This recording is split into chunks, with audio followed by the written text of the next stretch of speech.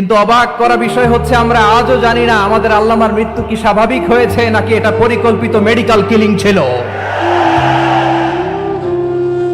এটা যে পরিকল্পিত মেডিকেল কিলিং ছিল এটা ধারণা করার পেছনে অনেক কারণ আছে।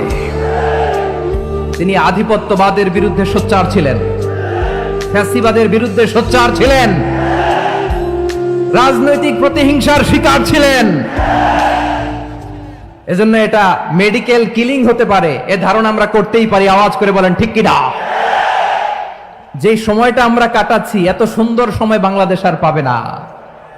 আমাদের জন্মের পর থেকে এরকম চমৎকার সময় আমরা পাই নাই। এটাই আসল সময়। আমরা ইন্টারিম গভর্নমেন্টের কাছে দাবি জানাই, উচ্চতর তদন্ত কমিটি করে এটা কি হত্যাকাণ্ড ছিল নাকি স্বাভাবিক মৃত্যু ছিল এই রিপোর্ট গণমানুষের কাছে প্রচার করে জানাতে হবে। এই দাবির সাথে কি সবাই আপনারা একমত?